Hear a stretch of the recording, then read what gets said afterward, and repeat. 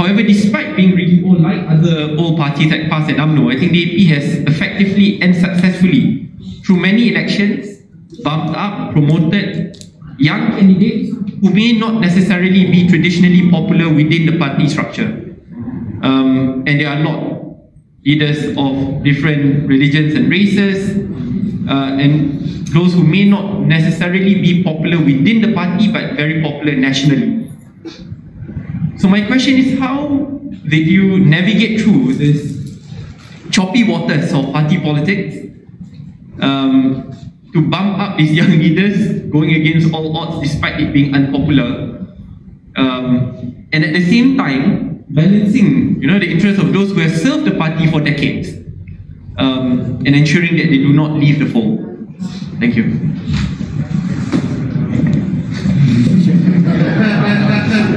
Nothing to do about party election. Firstly, thank you, Syed Saddiq's question. I think it's an occasion to challenge cause that I must retire 20 years ago, and now it's also getting very incessant. And I think those who are over 65 in Malaysia, about more than 2 million. And I think this is 2 million is the mental force which is considerable. And I do not think that over 65 you are useless. I therefore would like to challenge this view. But I would agree that it must not be an obstacle to encourage more young people.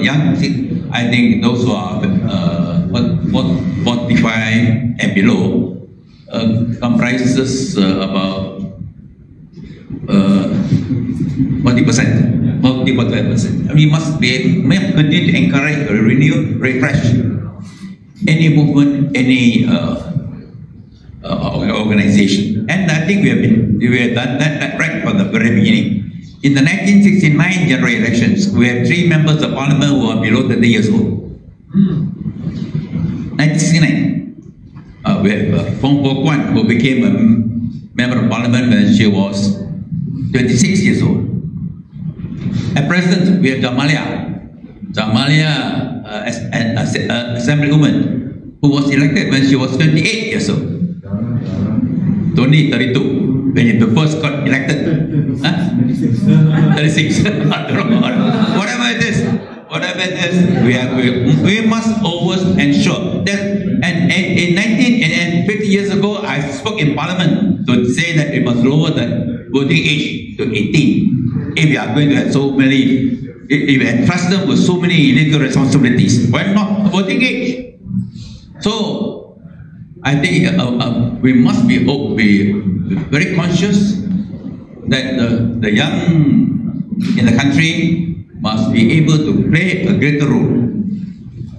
But it does not mean that those who are above 65 are a useless group altogether. I think they have a role, they have a continuing role to contribute. Not in the forefront, but they have a continuing role. And if we can mobilize, we can tap on these 2 million over 65, it is a powerful force. And maybe we should begin to think about how we can mobilize the 2 million over 65 to be a positive force for the country, to push the Malaysian dream, whatever it is. But that doesn't mean that the others cannot or should not be able to contribute. And in the process, of course, we have gone through ups and downs, and it's not easy. And the all-encompassing narrative, Malaysian First, is something which I think we have to push, to continue to push in all communities. It is something which, it is the only way to make Malaysia great.